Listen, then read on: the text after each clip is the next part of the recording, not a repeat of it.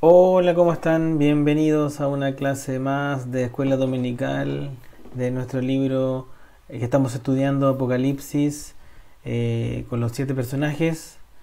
Y vamos por nuestra cuarta lección que tiene que ver con el Arcángel Miguel. Estamos estudiando Apocalipsis capítulo 12 y estamos estudiando ese personaje. Hoy 19, para esta clase del 19 de noviembre del año 2023. Así que oremos para que Dios nos acompañe y esté junto con nosotros en esta lección. Señor, gracias le doy por este momento que nos permite estar aquí, hermanos y amigos, en esta clase. Sea usted con nosotros, que se pueda desarrollar, que sea para edificación de la iglesia, Señor, esta clase, y que sea un enriquecedor, que llene nuestro corazón, nuestra mente, de lo que usted nos quiere entregar en esta clase.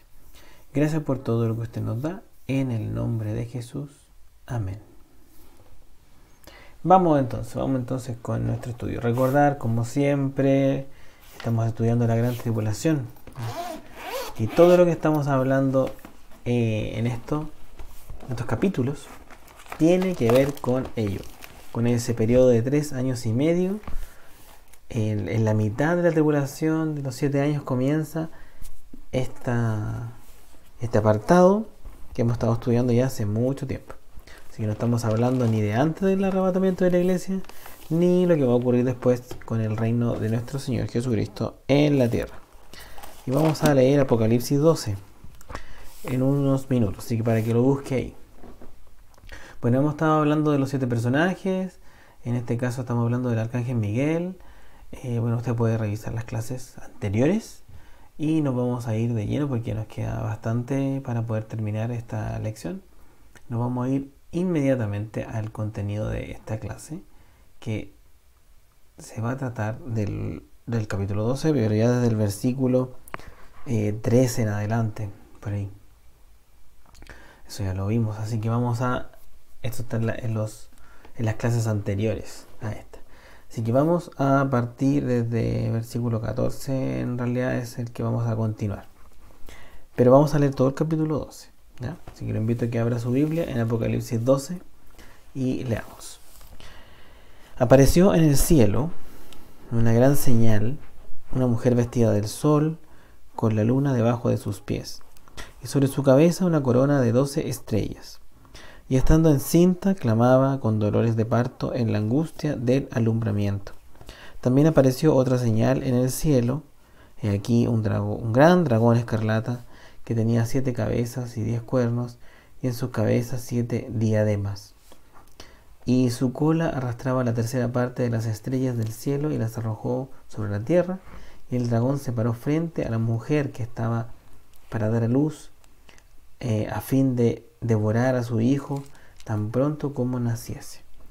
Y ella dio a luz un hijo varón que regirá con vara de hierro a todas las naciones, y su hijo fue arrebatado para Dios y para su trono. Y la mujer huyó al desierto, donde tiene lugar preparado por Dios, para que allí la sustenten por 1260 días. Después hubo una gran batalla en el cielo. Miguel y sus ángeles luchaban contra el dragón, y luchaban el dragón y sus ángeles, pero no prevalecieron ni se halló ya el lugar para ellos en el cielo. Y fue lanzado fuera el gran dragón, la serpiente antigua, que se llama Diablo y Satanás, el cual engaña al mundo entero. Fue arrojado a la tierra y sus ángeles fueron arrojados con él. Entonces oí una gran voz en el cielo que decía: ahora ha venido la salvación, el poder y el reino de nuestro Dios y la autoridad de su Cristo, porque ha sido lanzado fuera el acusador de nuestros hermanos, el que los acusaba delante de nuestro Dios día y noche. Y ellos le han vencido por medio de la sangre del Cordero y de la palabra del testimonio de ellos, y menospreciaron sus vidas hasta la muerte. Por lo cual, alegraos cielos y los que moráis en ellos. Ay de los moradores de la tierra y del mar, porque el diablo ha descendido a vosotros con gran ira, sabiendo que tiene poco tiempo. Y cuando vio el dragón que había sido arrojado a la tierra, persiguió a la mujer que había dado a luz al hijo varón. Y se le dieron a la mujer las 2 alas de la gran águila, para que volase de delante de la serpiente al desierto, a su lugar donde es sustentada por un tiempo y tiempos y la mitad de un tiempo. Y la serpiente arrojó de su boca tras la mujer agua como un río para que fuese arrastrada por el río. Pero la tierra ayudó a la mujer, pues la tierra abrió su boca y tragó el río que el dragón había echado de su boca. Entonces el dragón se llenó de ira contra la mujer y se fue a hacer guerra contra el resto de la descendencia de ella, los que guardan los mandamientos de Dios y tienen el testimonio de Jesucristo. Así que, interesante capítulo. Partimos de esta lección del arcángel en el versículo 7 y ya vamos en el 14. El lugar donde huye la mujer. Dice el versículo 14, capítulo 12. Y se le dieron a la mujer las dos alas de la gran águila para que volase delante de la serpiente al desierto, a su lugar. Entonces, dice el lugar donde huye la mujer, Apocalipsis, es su lugar. ¿Por qué es su lugar? El lugar de la mujer. ¿Por qué es su lugar? Porque aquí hay una idea muy marcada en que Dios preparó este lugar para la mujer, porque es su lugar. Y se le dieron a la mujer las dos alas de la gran águila para que volase de delante de la serpiente al desierto, a su lugar. A su lugar. Entonces vamos a decir de que la mujer tenía un lugar preparado por Dios. O sea, Dios preparó este lugar para que la nación de Israel fuese en este tiempo. Está preparado para. Es su lugar de protección, donde va a estar protegido por Dios mismo, que es lo que vimos en la clase anterior. Entonces podemos llegar a esa conclusión. Aquí hay un cuadro muy interesante en el Antiguo Testamento respecto a esto. Recuerden que la nación de Israel va a ser perseguida por Satanás, según versículo 13. Dice, cuando vio el dragón que había sido arrojado a la tierra, persiguió a la mujer que había dado a luz al hijo varón. Entonces es Satanás el que va a perseguir a la mujer. ¿Ok? Entonces Satanás persiguiendo. Hay un cuadro en el Antiguo Testamento con Job. Job fue perseguido personalmente por Satanás. Y al final recibe restauración. Una restauración muy por el sobre de todo lo que él sufrió, que es lo que leemos en su libro. Si leemos algunos versículos, Job 42:10. Vamos a Job.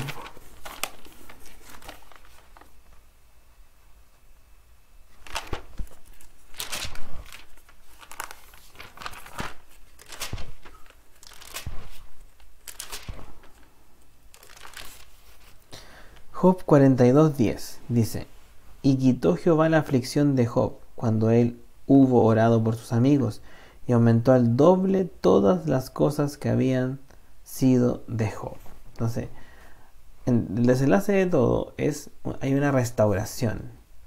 Hay una restauración de... Entonces hay un cuadro. Sabemos todo lo que padeció Job por causa mucha de la persecución de Satanás, pero Jehová restauró todo. Si vemos Isaías 61:7, si vamos al libro de Isaías,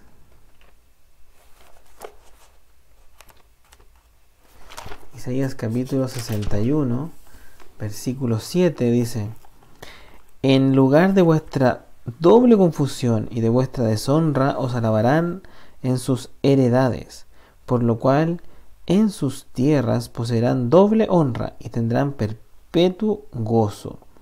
Entonces, el pueblo de Israel también va a tener restauración por el mismo desenlace. Y Zacarías 9:12, si lo vemos.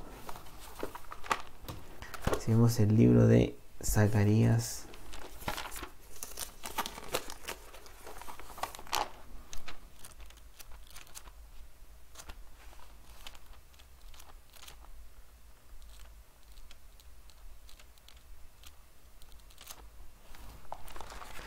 Zacarías capítulo 9.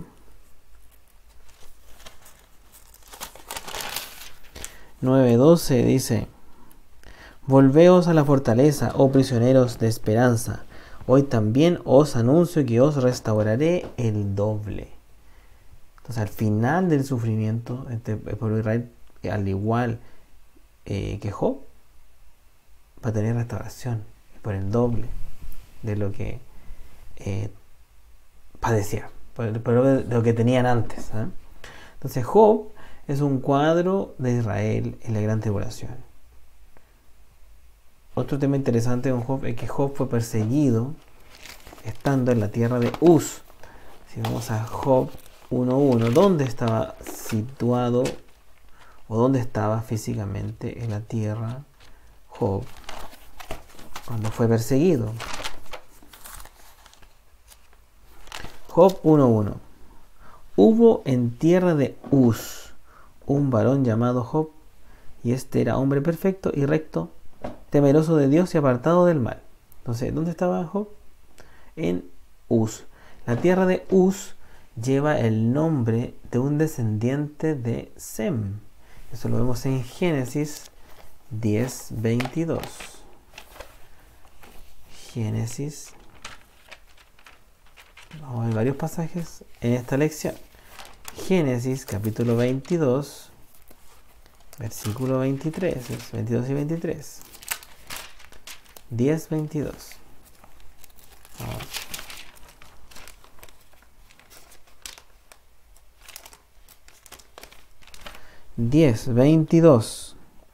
Dice: los hijos de Sem fueron Elam, Asur,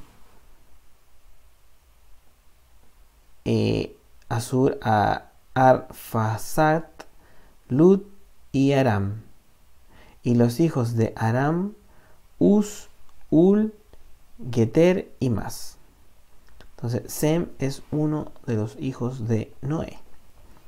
Y de la descendencia de Sem viene Uz. ¿Ok? Hay otro nombre en la escritura que también se llamaba Uz. Hay otro hombre que aparece más adelante. Génesis 36.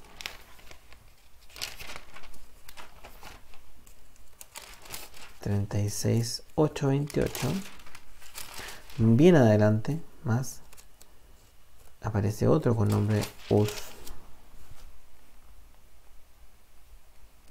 que lo probable es que también sea de la misma línea de la que estuvimos leyendo. Por eso ocupan el nombre, ¿no? Como hoy en día ocupamos el nombre de los que tenemos nosotros quizás en nuestras genealogías.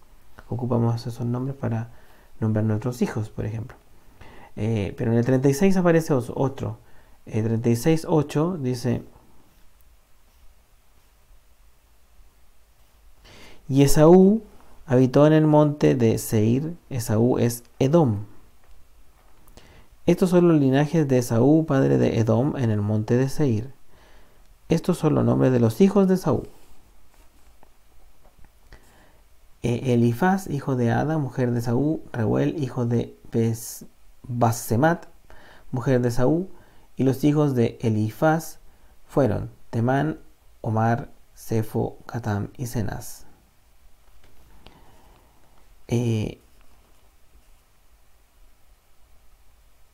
Voy a leer un poquito más. Y Timna fue concubina de Elifaz, hijo de Esaú, y ella le dio a luz a Amalek. Estos son los hijos de Ada, mujer de Esaú. Los hijos de Reuel fueron Nahat, Sera, Sama, Misa. Estos son los hijos de Besamat, mujer de Esaú. Y se sigue avanzando la genealogía, descendencia de Esaú. Vamos a llegar al versículo 25 y dice: los hijos de Ana fueron Disón y Aholibama, hija de Aná. Estos fueron los hijos de Disón, Emdan, Esban, Itran y Kirán. Estos fueron los hijos de Eser, Bilhan, Hazaban y Acán. Y estos fueron los hijos de Disán, Uz y Arán. Entonces, este Uz de acá es del linaje de Esaú, que dice el versículo 8 del capítulo 36, dice, y Esaú habitó en el monte de Seir. Esaú es Edom. O sea, Esaú también se llama Edom. Entonces los descendientes de Edom, que es Esaú, de Esaú, y donde estaba la descendencia de los que también nombran a sus hijos Uz también. O sea, los descendientes de Edom habitaban en la tierra de Uz. Entonces podemos ver un versículo en Lamentaciones. Lamentaciones, capítulo 4, versículo 21.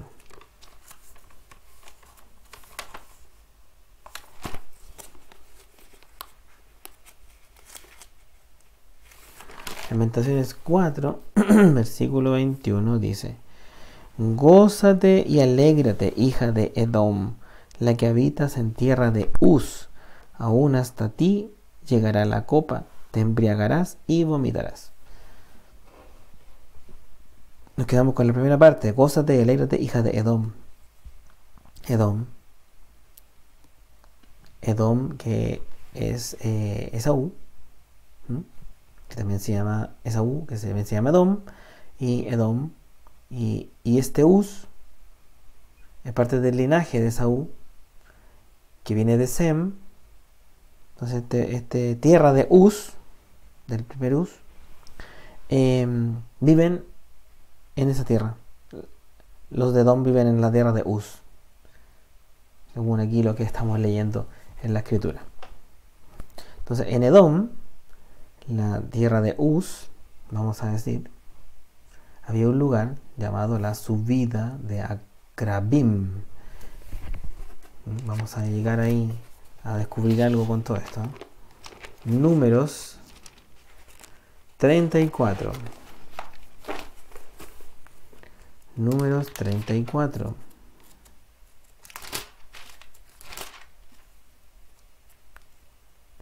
Números 34, versículo 1. Y Jehová habló a Moisés diciendo: Manda a los hijos de Israel y diles: Cuando hayáis entrado en la tierra de Canaán, esto es, la tierra que os ha de caer en herencia, la tierra de Canaán según sus límites, tendréis al lado del sur desde el desierto de Sin hasta la frontera de Edom, y será el límite del sur al extremo del mar Salado hacia el oriente. Este límite os irá rodeando desde el sur hasta la subida de Akrabim, y pasará hasta Sin, y se extenderá del sur a Cades Barnea, y continuará a Hazar Adar, y pasará hasta Asmón. Entonces este lugar, dice, la subida de Akrabim, estas son las fronteras de Edom. Entonces este límite irá rodeando hasta la subida de Akrabim. Y otro pasaje, Josué 15, 1, 3.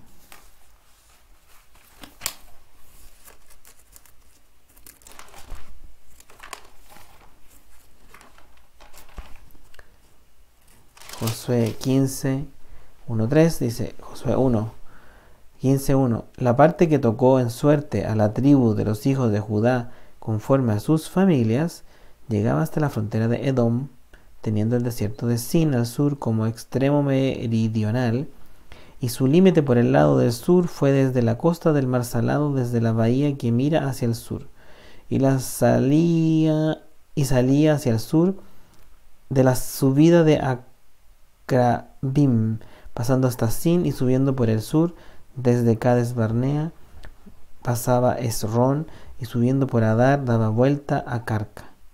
Los mismos límites que leímos en Números. Desde el Mar Salado, que es el Mar Muerto, hasta subida de Acrabim. Cerca de la subida de Acrabim, en la tierra de Uz, que es Edom, hay un punto destacado que se llama Sela, en la subida de Acrabim. Eso lo podemos ver en Jueces. Todos estos lugares vamos viendo que se van repitiendo y son sumamente interesantes, porque es lo más probable que ahí es donde Dios tiene preparado el lugar para los israelitas en la gran tribulación. Jueces. Jueces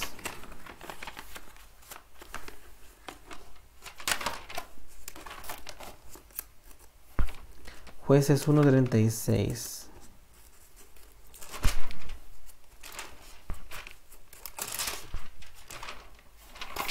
Vamos a buscar Jueces.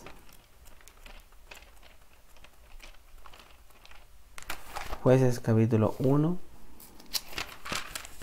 36. Y el límite del amorreo fue desde la subida de Acrabim, desde Sela hacia arriba.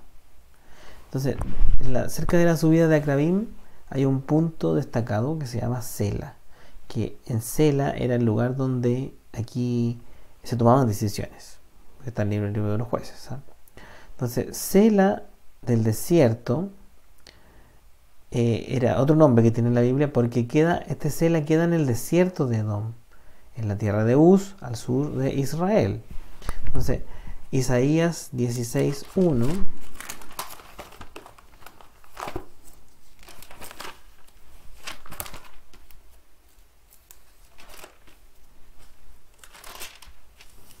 dice: enviad cordero al Señor de la tierra, desde Sela del desierto al monte de la hija de Sión. Entonces, Sela del desierto, como es llamado, es el mismo Sela que leímos en Jueces, que está cerca de la subida de Acrabim, en la tierra de Uz, que es Edom. El mismo lugar donde vivía Job, y donde Job fue perseguido por Satanás. Entonces, los moradores de Sela, de ese lugar, viven en el desierto. El mismo libro de Isaías 42:11 dice: alcen la voz al desierto y sus ciudades, las aldeas donde habita Cedar. Canten los moradores de Sela, y desde la cumbre de los montes den voces de júbilo. Entonces, los moradores de Sela viven en el desierto. Dice: alcen la voz, el desierto y sus ciudades. Canten los moradores de Sela. Los moradores de Sela viven en el desierto. Sela en el Antiguo Testamento es una transliteración de una palabra hebrea, que quiere decir que no fue traducida. Sela está tal cual como se escuchaba, escrita acá.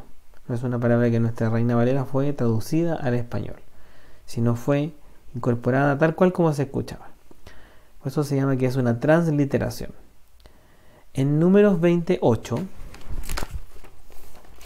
vamos a encontrar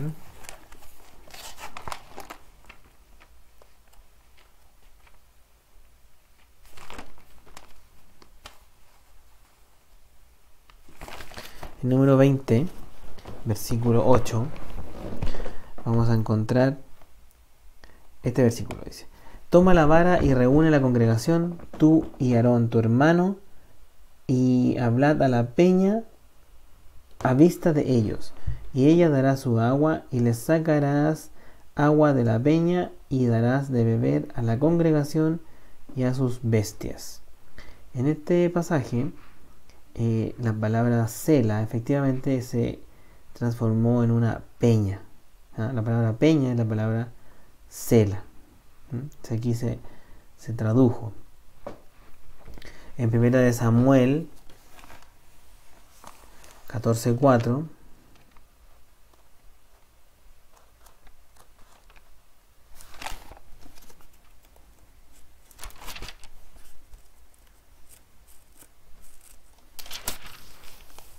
En Samuel 14:4.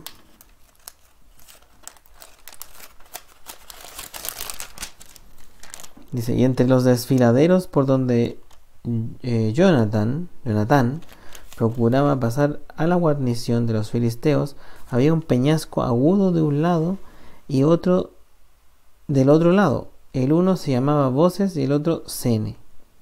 Entonces, aquí en este caso la palabra Sela fue es el peñasco agudo. Y Sela también fue indicado en el 31:9 como fortaleza. Isaías 31:9.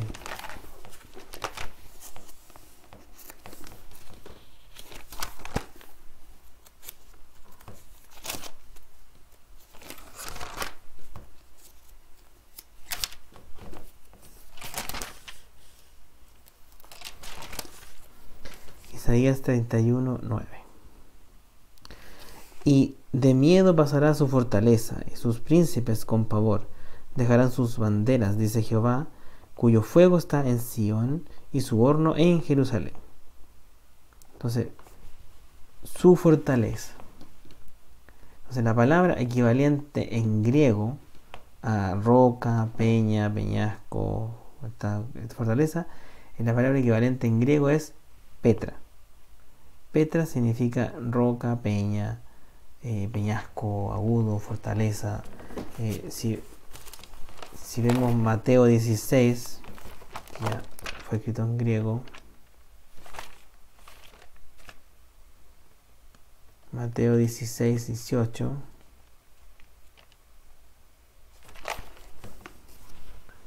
Mateo 16:18 dice, y yo también te digo que tú eres Pedro, y sobre esta roca edificaré mi iglesia, y las puertas del Hades no prevalecerán contra ella. Entonces, roca, en este caso, o peña, es Petra.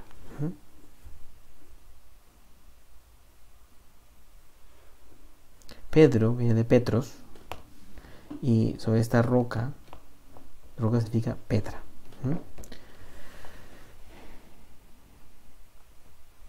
Y más, entonces, esto estuvo en otra de las lecciones anteriores que estuvimos viendo en este curso. Hay una fortaleza hecha por los edomitas en la tierra de Uz.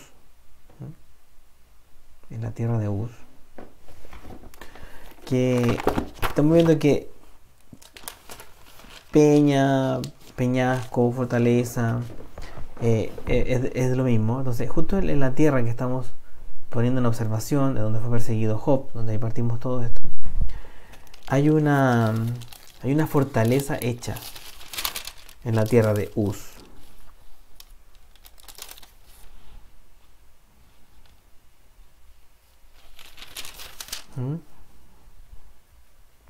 Vamos a encontrar un pasaje en el libro de Abdías.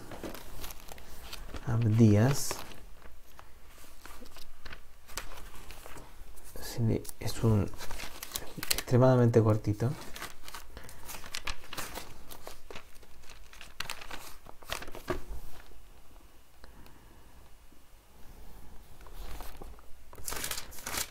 Vamos a buscarle ya Amós, Jonás, Miqueas.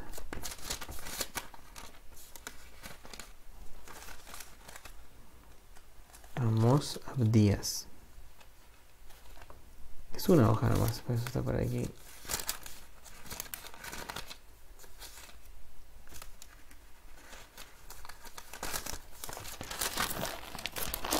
Es una hojita prácticamente. Versículos del 1 al 4.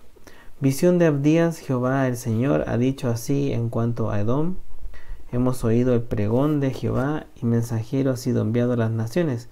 Levantaos y levantemos contra este pueblo en batalla. He aquí, pequeño te he hecho entre las naciones, estás abatido en gran manera. La soberbia de tu corazón te ha engañado, tú que moras en las hendiduras de las peñas, en tu altísima morada, que dices en tu corazón: ¿quién me derribará a tierra? Si te remontares como águila, y aunque entre las estrellas pusieres tu nido, de allí te derribaré dice Jehová. Entonces, los edomitas en la tierra de Uz, empieza diciendo en cuanto a Edom, recuerden que Edom, la de Uz, tenían una fortaleza hecha. Hay una definición de enciclopedia respecto a Petra, que en griego es roca. Dice, Petra, conocida en tiempos bíblicos como Sela, que en hebreo significa roca también. Está situada al sur y un poco al este del Mar Muerto, en uno de los lugares más inaccesibles de la tierra. Esta ciudad fue construida en una profunda cuenca, una planicie, en lo alto de las montañas, y está rodeada por todos lados de riscos de arenisca y de granito y de brillantes colores. La ciudad parece un verdadero anfiteatro y su atracción principal es quizás su aislamiento. El único acceso a la ciudad es mediante el Siq, que es un angosto desfiladero de 1,5 kilómetros de largo que está entre elevados riscos de granito rojo. Hace tiempo atrás ya habíamos visto que vamos a insistir en que este lugar en el desierto donde se van los israelitas, ahora estamos volviendo a lo mismo, es Petra. Por todo lo que estamos viendo del cuadro con Job en la tierra de Uz, y esta tierra de Uz es Petra. Por todo lo que hemos llegado, por todos los pasajes que hemos revisado, esta tierra de Uz, entre el mar Muerto y todo lo que leímos recién, y es esta ciudad que tiene una fortaleza, es Petra. Entonces, los edomitas construyeron esta fortaleza. Entonces, sin duda, este lugar que ha sido preparado por años, sin duda debe ser preparado por años, por Dios, sería Petra. Y vimos imágenes también en las lecciones pasadas, pero solo para recordar, vemos que la entrada hacia Petra es este pasaje. Este es el Siq, el famoso Siq, es la única entrada hacia la ciudad Petra, que son rocas y rocas y más rocas, y un caminito por ahí donde no cabe mucho, no cabe una fortaleza, por ejemplo, un tanque, una cosa así. Solamente cabe personas caminando. Entonces, si me muevo un poquito aquí, van a ver cómo se ven las personas caminando por este lugar. 3 personas ya hacen el ancho de la entrada. Es un lugar muy angosto y es el acceso a esta ciudad Petra. O sea, es un lugar, como dice la definición, difícil de acceder. Entonces, estamos diciendo que el lugar preparado por Dios en el desierto para llevarse al remanente judío de capítulo 12, versículo 14, es Petra. Entonces, según Apocalipsis 12, si volvemos, versículo 6, dice, y la mujer huyó al desierto, donde tiene lugar preparado por Dios para que allí la sustenten por 1260 días. Y el 14, donde dice, y se le dieron a la mujer las 2 alas de la gran águila para que volase delante de la serpiente al desierto, a su lugar donde es sustentada por un tiempo, y tiempo sin la mitad de un tiempo. Está en el desierto, es un lugar que Dios ha provisto para su pueblo en este tiempo de la gran tribulación. Y este lugar parece que es Petra, que Sela es en hebreo, y que está en la tierra de Uz, en Edom. Y otra cosa interesante es que Cristo viene de Edom en su segunda venida. Si leemos la profecía en Isaías 63,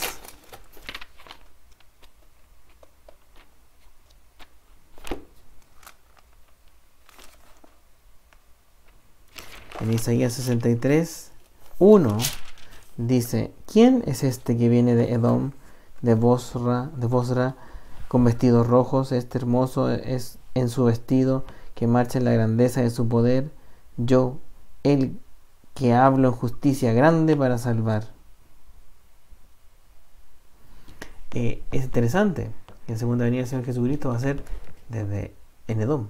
Además, si volvemos a Apocalipsis, además de la protección de Dios, que vimos que eran las alas del gran águila, que es el mismo Dios protegiendo, va a haber provisión, como dice acá.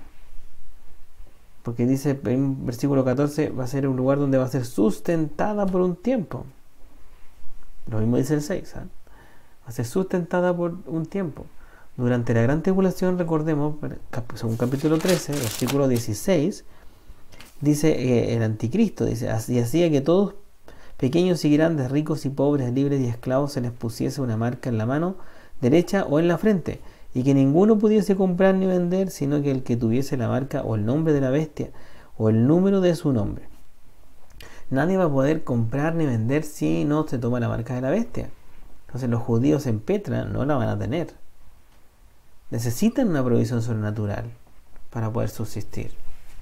Por ejemplo, si vamos a Oseas,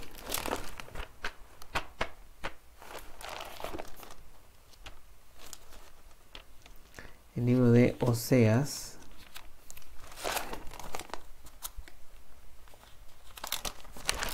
Oseas 2, 14 y 15. Pero he aquí que yo la atraeré y la llevaré al desierto y hablaré a su corazón, y le daré sus viñas desde allí, y el valle de Acor por puerta de esperanza, y allí cantará como en los tiempos de su juventud, y como el día de su subida de la tierra de Egipto. Entonces, como los días de la tierra de Egipto, es que los judíos en Petra van a recibir también sobrenaturalmente provisión. Ezequiel 20. Ezequiel 20,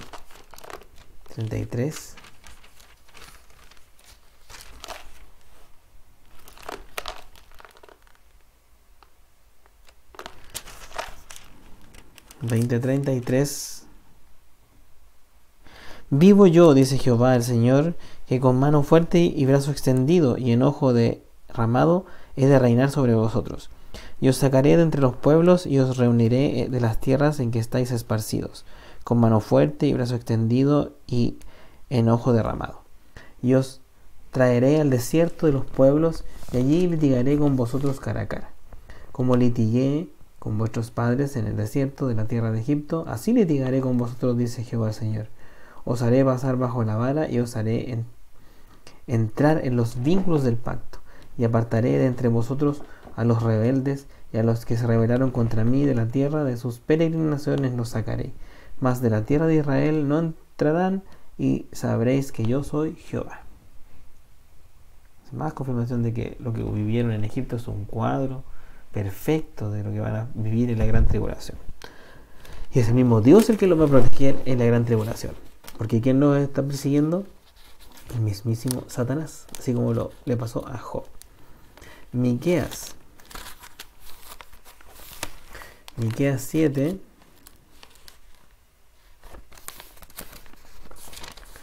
Miqueas 7, 14.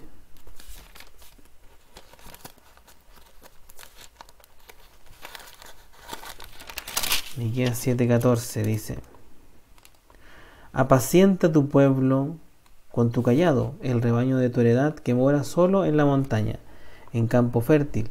Busqué pasto en Basán y Galaad, como en el tiempo pasado. Yo les mostraré maravillas como el día que saliste de Egipto. Entonces, igual como lo hizo en Egipto, Dios va a proveer y proteger al pueblo de Israel, en este caso de el mismísimo Satanás. Una persecución que va a ser sin precedentes. En Apocalipsis 12:15 dice: y la serpiente arrojó de su boca tras la mujer agua como un río, para que fuese arrastrada por el río. Entonces vemos que la serpiente en esta persecución arroja agua como un río tras la mujer que está huyendo del desierto. Entonces, de alguna manera, siguiendo con nuestro cuadro de Job, el diablo de alguna manera puede controlar estas cosas de alguna forma. En Job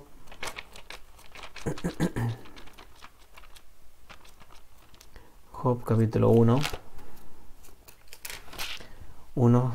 12 dice: dijo Jehová a Satanás: he aquí todo lo que tiene está en tu mano, solamente no pongas tu mano sobre él. Y salió Satanás de delante de Jehová. Y un día aconteció que sus hijos e hijas comían y bebían vino en casa de su hermano el primogénito. Y vino un mensajero a Job y le dijo: estaban arando los bueyes y las asnas paciendo cerca de ellos. Y acometieron los sabeos y los tomaron y mataron a los criados a filo de espada. Solamente escapé yo para darle la noticia. Aún estaba hablando cuando vino otro que dijo: fuego de Dios cayó del cielo, que quemó las ovejas y a los pastores y los consumió. Solamente escapé yo para darte la noticia. Todavía estaba hablando y vino otro que dijo: los caldeos hicieron 3 escuadrones y arremetieron contra los camellos y se los llevaron y mataron a los criados a filo de espada. Solamente escapé yo para darte la noticia. Entre tanto que hablaba, vino otro que dijo: tus hijos y tus hijas estaban comiendo y bebiendo vino en casa de su hermano el primogénito. Y un gran viento vino del lado del desierto y azotó las 4 esquinas de la casa, la cual cayó sobre los jóvenes y murieron. Y solamente escapé yo para darte la noticia. O sea, algo con el viento pudo hacer Satanás.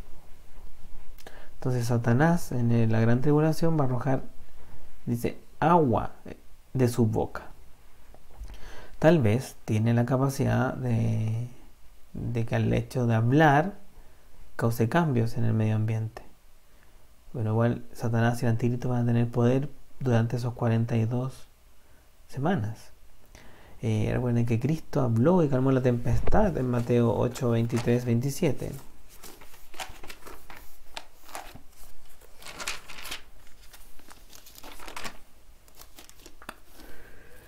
Mateo 8, 23, 27.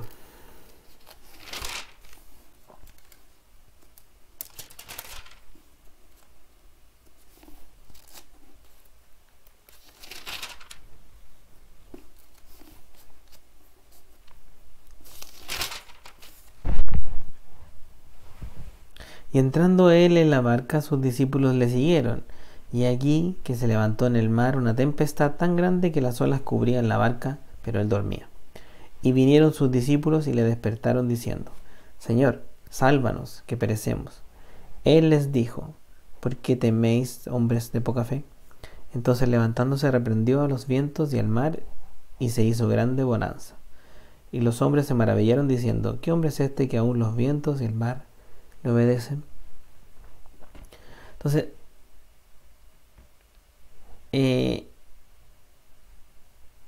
exactamente como Faraón quería usar el agua del Mar Rojo para destruir al pueblo de Israel, así Satanás, algo así, va a ser en la gran tribulación. Quiere perseguir con este río que arroja de su boca a la mujer, pero vamos a ver que la tierra al final ayuda al pueblo judío. Daniel 9:26 dice que el fin del anticristo será con inundación. Algo con el agua tiene que ver en este periodo. El desenlace del anticristo debe ser igual al de Faraón. Faraón terminó ahogado en el mar.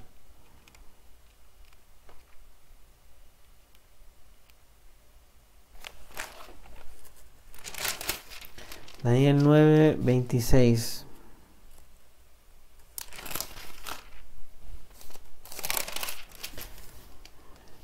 Dice: y después de las 62 semanas se quitará la vida del Mesías, mas no por sí, y el pueblo de un príncipe que ha de venir destruirá la ciudad y el santuario, y su fin será con inundación, y hasta el fin de la guerra durarán las devastaciones. Próximamente vamos a estar estudiando al anticristo, así que vamos a ver más detalles de eso, pero este pasaje dice que el fin del anticristo será con inundación, así que exactamente como Faraón quería usar el Mar Rojo para destruir al pueblo de Israel, Satanás quiere hacer lo mismo acá en Apocalipsis 12:15. 16 dice: pero la tierra ayudó a la mujer, pues la tierra abrió su boca y tragó el río que el dragón había echado de su boca. Entonces, porque es el mismo Dios el que está protegiendo a los israelitas. El mismo Dios se los está protegiendo. Bueno, el 17 el resto del mundo, en todo este tiempo que está ocurriendo acá con los israelitas de Satanás en el desierto, el resto del mundo está en problemas, y en graves problemas. En graves problemas. Del versículo 17 dice: entonces el dragón se llenó de ira contra la mujer y se fue a hacer guerra contra el resto de la descendencia de ella, los que guardan los mandamientos de Dios y tienen el testimonio de Jesucristo. O sea, tienen dos cosas, así que vamos por partes. Como no puede tocar a la mujer, porque dado el versículo 16, porque Dios está protegiéndolos, se va a derramar toda esta ira que tenía al principio con la mujer, porque sigue airado. Se va a derramar toda esta ira sobre el resto de la descendencia de ella. Y este resto los define el pasaje. Dice, la descendencia de ella son los, tienen dos cosas: los que guardan los mandamientos de Dios y tienen el testimonio de Jesucristo. O sea, son los que guardan la ley de Moisés y que además tienen fe en Jesucristo. En la gran tribulación se va a perseguir a ellos. Y los persigue, obvio, los persigue, y son las personas que no se van a marcar en la gran tribulación. Y son los que Él va a decapitar. Durante la tribulación, la salvación va a ser fe más obras. Apocalipsis, todavía no llegamos ahí, pero Apocalipsis 14:12 dice: aquí está la paciencia de los santos, los que guardan los mandamientos de Dios y la fe de Jesús. Ahí tiene que ir entendiendo y haciendo match o unión con Mateo 24. Y 22:14 de Apocalipsis.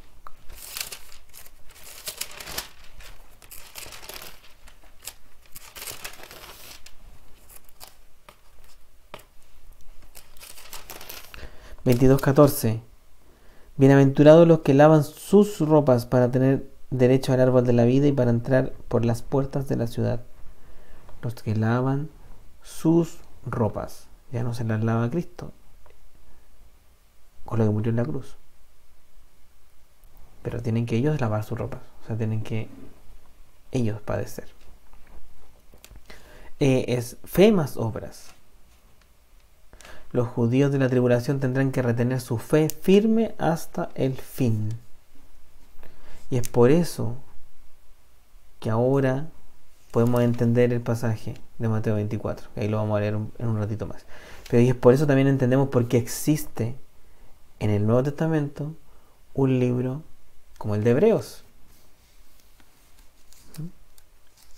¿Por qué existe un libro como el de Hebreos? Para que en este tiempo, hoy, tanto el tiempo de la gracia como en la gran tribulación, quien vaya ahí a leer eso sea la luz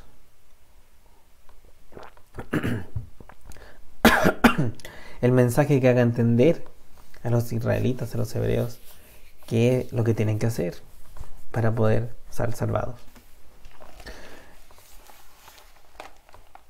Apocalipsis 13:16. Hebreos 3:6, perdón.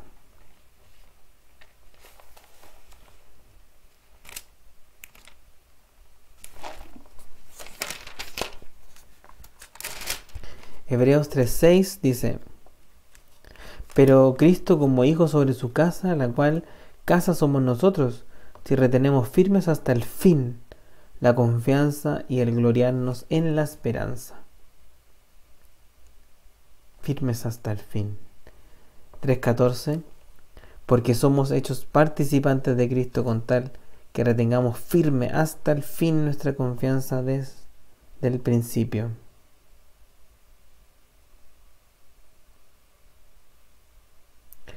Y el capítulo 6, versículo 4. Porque es imposible que los que una vez fueron iluminados gustaron del don celestial y fueron hechos partícipes del Espíritu Santo, y asimismo gustaron de la buena palabra de Dios y los poderes del siglo venidero, y recayeron, sean otra vez renovados para arrepentimiento, crucificando de nuevo para sí mismos al Hijo de Dios y exponiéndole a vituperio. Los judíos en la gran tribulación tendrán que retener su fe firme hasta el fin.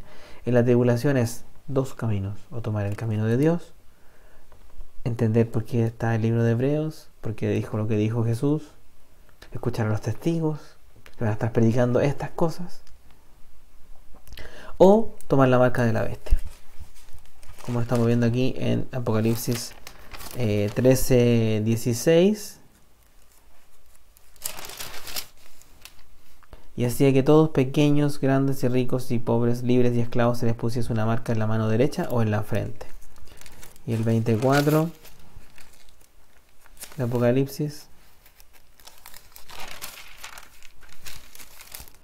y vi tronos, y se sentaron sobre ellos los que recibieron facultad de juzgar, y vi las almas de los decapitados por causa del testimonio de Jesús y por la palabra de Dios, los que habían adorado a la bestia, los que no habían adorado a la bestia ni a su imagen, y que no recibieron la marca en su frente ni en sus manos, y vivieron y reinaron con Cristo 1000 años.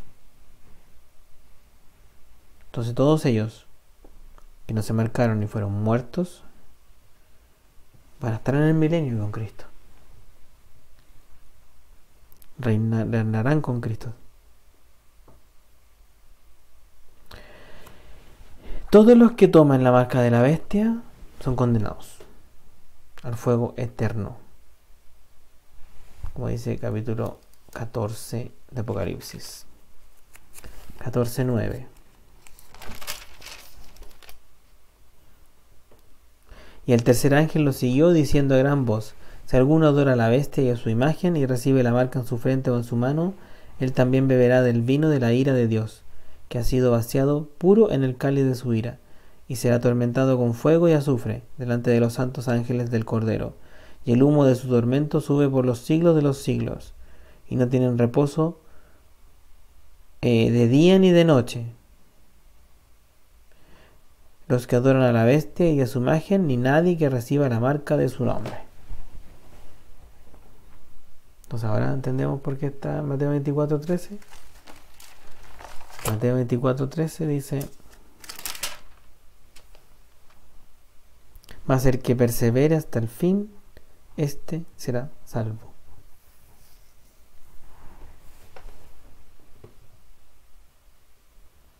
El que no reciba la marca, el que guarde los mandamientos de Dios y tenga fe en el Señor Jesucristo, y lamentablemente muera producto de esto, será un mártir. Entonces ese es el contexto de la gran tribulación, lo que estamos viendo, lo que leímos recién en el 24 de Apocalipsis, lo que leímos recién en Apocalipsis 24, lo visitamos otra vez.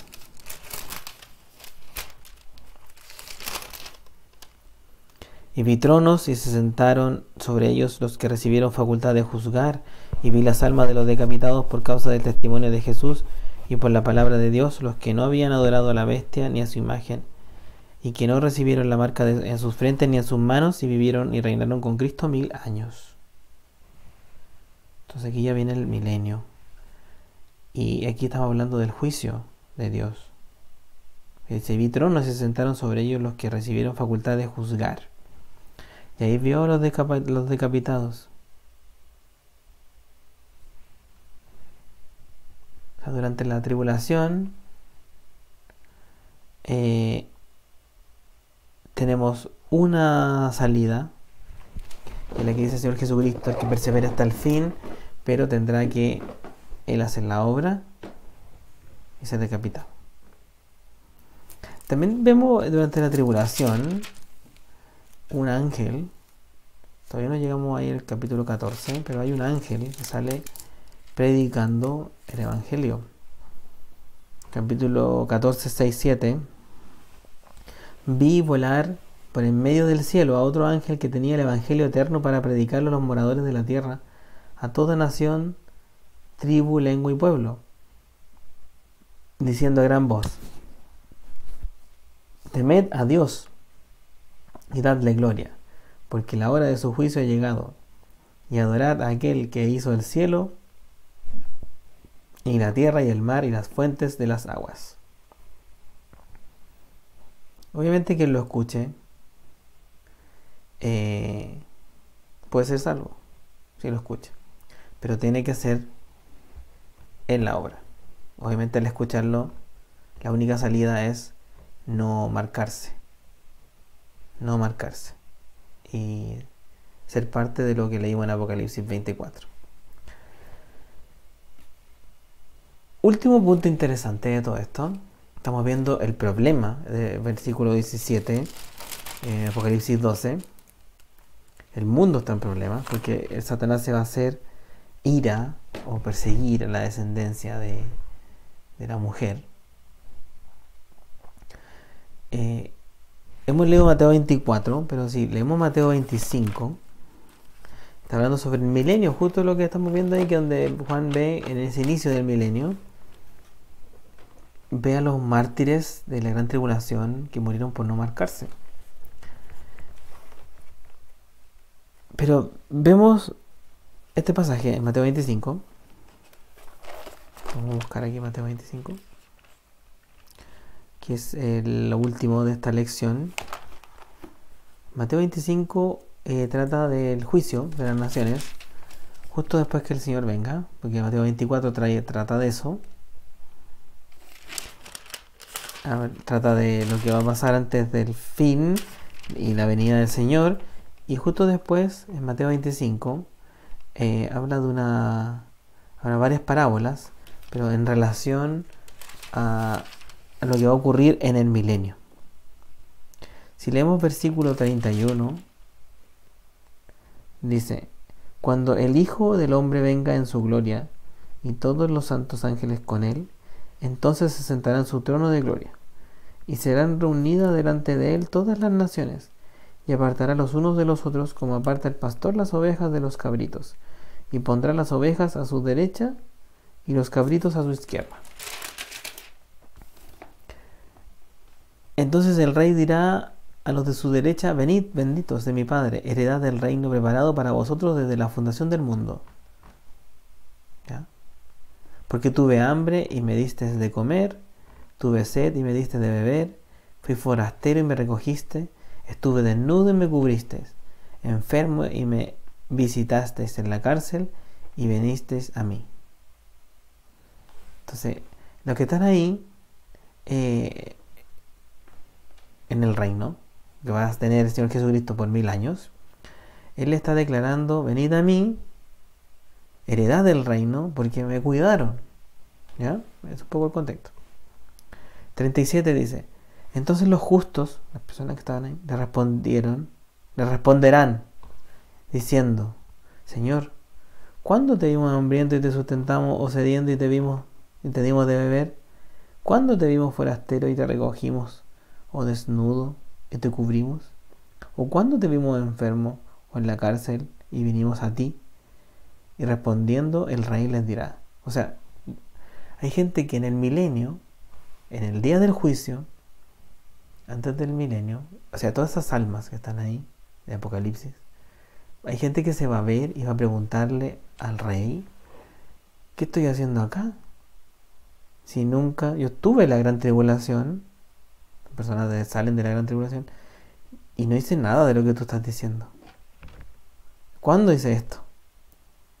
O sea, parece que no tuvieron fe en Cristo, y se ven ahí con el rey adelante, se sorprenden de eso. Pero viene el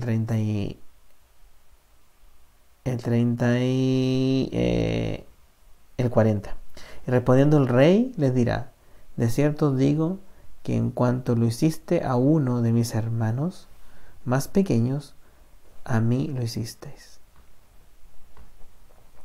Entonces aquí hay una interpretación de parte del curso de la lección, de que cuando el rey, que este es Jesús, post gran tribulación, con los salvados de la gran tribulación, en ese momento de juicio, antes de que comience su reino en el milenio, Él les transmite: miren, ustedes hicieron algo, ustedes cuidaron, o sea, todo esto que yo dije, lo hicieron con uno de mis hermanos pequeños, más pequeños.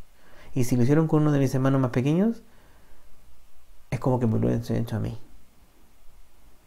No se pareciese que hay otra manera de salvarse en la gran tribulación, que es cuidando a judíos. Puede ser probable en el contexto de guerra, de devastación que va a haber. Tal vez no al 100% va a querer o le va a creer al anticristo, y van a haber personas que no necesariamente tienen fe, pero van a ver la masacre, la persecución que va a tener los israelitas en general, y el hecho de cuidar a algún judío va a ser implicancia de que el hecho de que cuide uno de estos serían los hermanos más pequeños, ¿eh? En la gran tribulación, Cristo dice, es como que me estuviesen cuidando a mí también, y por eso están aquí. Basado también en la promesa o en el pacto, esto también estudiando, en el pacto que le hizo Dios con Abraham, esa promesa incondicional que vemos en Génesis 12, 1, 3.